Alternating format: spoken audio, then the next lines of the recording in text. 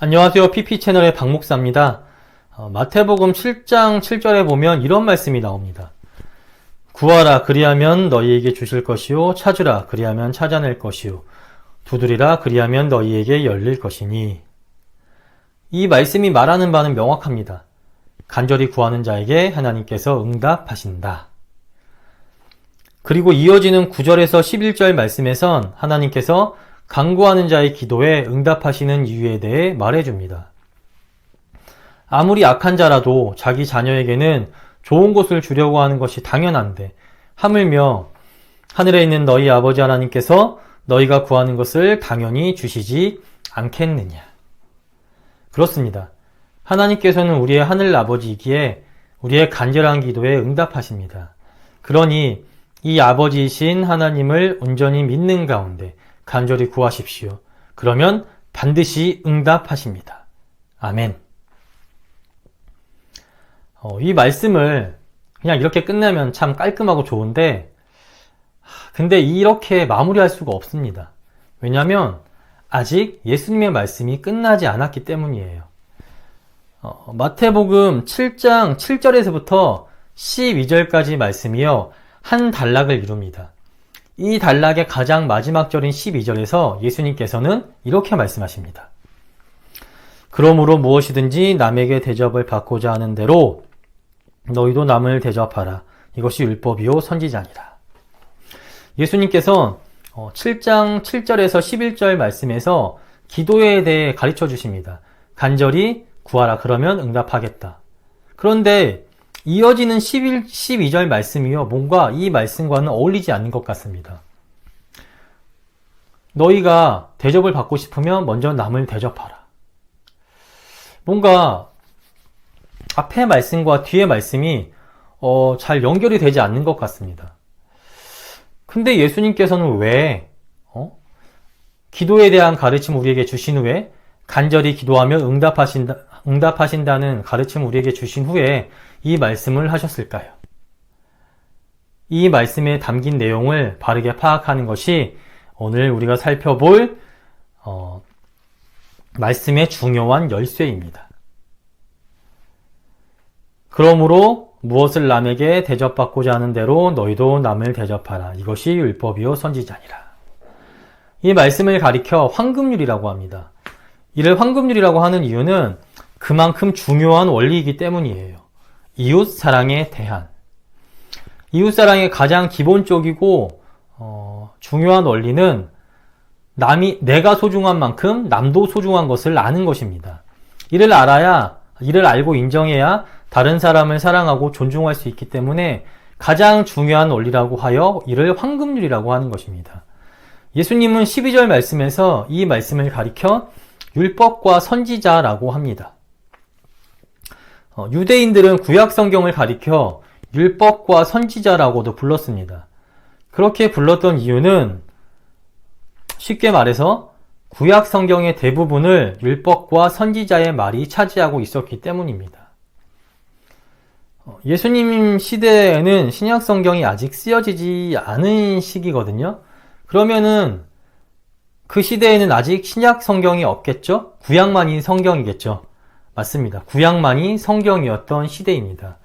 그렇기에 황금률을 가리켜 율법과 선지자라 하시면 이 말씀이 온 성경의, 구약뿐만이 아니라 온 성경의 핵심이라는 뜻입니다. 그럼 예수님께서는 왜 이웃사랑을 나타내는 이 구절을 가리켜 온 성경의 핵심이라고 말씀하셨는가?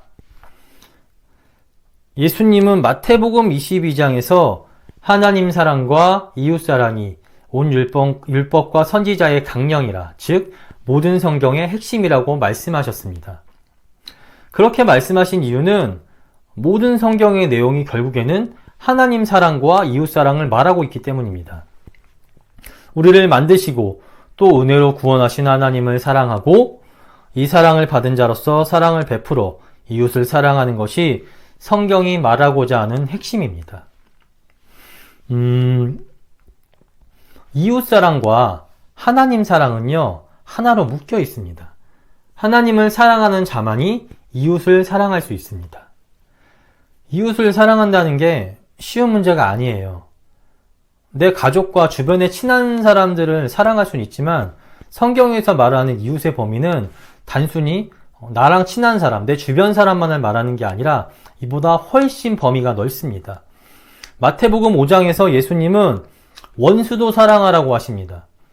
원수는 이 세상에서 가장 사랑하기 힘든 사람입니다. 말씀대로 원수를 사랑할 수 있다면 우리는요, 세상 그 누구도 사랑할 수 있습니다. 그렇기에 원수도 사랑하라는 말은 다른 각도에서 보면 이 세상 모든 사람을 사랑하기 힘쓰라라는 말씀도 되는 것입니다. 즉 우리가 해야 될 사랑의 대상이자 범위는 세상의 모든 사람이에요. 이웃사랑은 세상의 모든 사람을 사랑하는 것입니다. 나랑 싸운 사람도 사랑해야 돼요. 이놈, 저놈, 이 새끼, 저 새끼하고 싸운 사람도 사랑해야 합니다. 또 나를 미워하는 사람도 사랑해야 합니다. 이거 진짜 쉽지 않을 것 같아요. 나를 미워하는 사람은 나도 보기 싫잖아요. 그래서 안 보면 안 봤지 그 사람을 사랑한다는 게 정말 어려울 것 같습니다. 또 나에게 큰 피해를 입히고 상처를 준 사람도 사랑해야 합니다. 정말 이런 사람은 어떻게 사랑해야 될까요? 너무 어렵습니다. 또 나랑 친분이 없어도 나랑 아무런 관계가 없는 사람도 사랑할 수 있어야 합니다. 어려운 사람을 보면 내가 전혀 모르는 사람이라고 하더라도요, 친분이 없다 하더라도 사랑하는 마음으로요 도와주어야 합니다. 그리고 인간적으로 보았을 때 너무나 저 밑에 인간적으로 보았을 때요, 나보다 못하다고 생각하는 사람도요 차별하고 무시하면 안 됩니다. 사랑하고 존중해 주어야 합니다. 어떤 사람이든 어떤 상황과 조건에 상관없이 모든 사람을 다 사랑해야 합니다. 이것이 바로 성경에서 말하는 이웃사랑입니다. 그러면 제가 물어보겠습니다. 이렇게 사랑할 수 있습니까? 이렇게 사랑하고 계세요? 저는 그렇게 못하고 있습니다. 근데 저뿐 아니라 그 누구도 이렇게 할 수 없습니다. 저는 단언합니다. 죄된 본성을 가진 인간은 예수님처럼 이렇게 사랑할 수 있는 능력이 아무도 없습니다. 그러면 이렇게 사랑이 없는 우리가 어떻게 해야 이웃을 사랑할 수 있을까? 네, 그럼에도 하나님이 하라고 하셨으니까 그분의 뜻에 따라 하는 겁니다. 나의 본성으로는 할 수 없지만 내가 가장 사랑하는 주께서 말씀하셨으니 사랑하려고 노력하는 겁니다. 내가 가장 사랑하는 하나님이 이웃을 사랑하라고 말씀하셨으니까 그 뜻에 따라 사랑하려고 노력하는 거예요. 내가 하나님을 가장 사랑하니까 그분의 뜻에 따라 사랑하려고 노력하는 겁니다. 이웃사랑은 이래야만 할 수 있어요. 아니면 할 수 없습니다. 하나님을 사랑해야지만 할 수 있는 것이 이웃사랑입니다.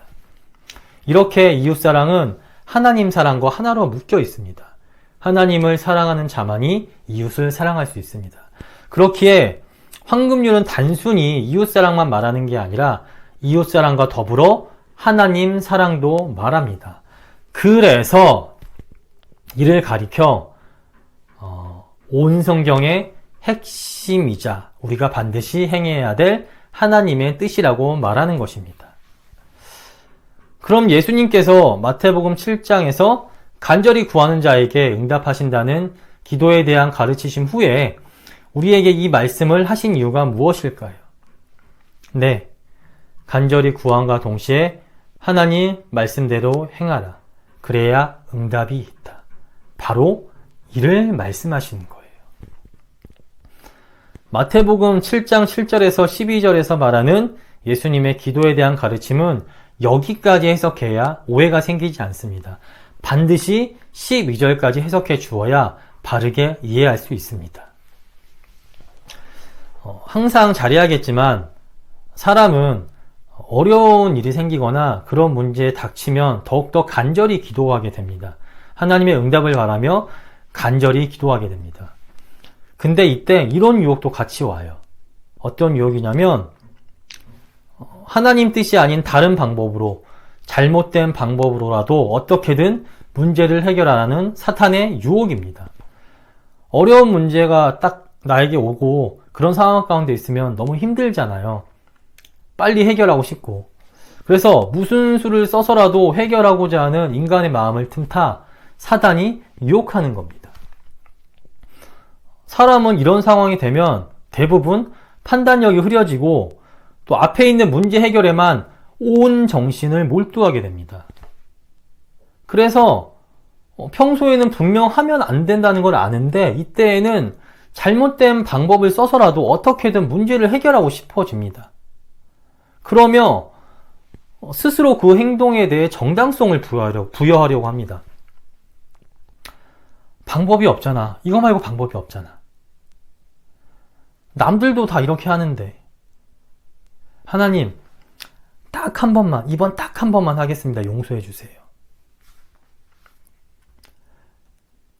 하나님도 이해해 주실지 몰라. 이런 마음을 먹으면요, 이제 유혹에 넘어가는 것은 시간 문제입니다. 하지만 이런 유혹에 넘어가면 해결은커녕 오히려 더 큰 피해를 입거나 나를 더 안 좋은 상황으로 몰아갑니다. 왜냐? 잘못된 선택은 잘못된 결과를 부르기 때문입니다. 또한 잘못된 방법으로 어떻게 해서 문제를 해결했다고 칩시다. 그럼 그게 응답일까요? 그럼 문제가 완전히 해결된 겁니까? 아니에요. 이젠 또 다른 더 큰 문제를 해결해야 됩니다. 그게 뭐냐? 그 문제를 해결하기 위해 하나님 앞에 지은 죄. 이건 어떻게 해결해야 할까요? 그렇게 하나님 말씀을 벗어나는 응답은 온전한 해결은 없습니다. 인간적으로 너무나 힘들고 어려운 문제로 인해 고통당해도 절대 벗어나지 말고 하나님 말씀 안에서 행하며 기도하시기 바랍니다. 다른 해결 방법도, 다른 응답의 방법도 없습니다. 이것만이 유일한 방법입니다. 기도는 내가 하지만 이 기도에 대한 응답은 누구에게 달려 있습니까? 하나님이죠. 그러면 누구 뜻에 합당해야 응답하겠습니까? 하나님입니다. 그러니 응답받기 원하시면 하나님 뜻에 합당한 삶을 사시고 합당한 기도를 하시기 바랍니다. 그래야 우리의 기도에 응답이 있습니다. 아멘. 마치겠습니다.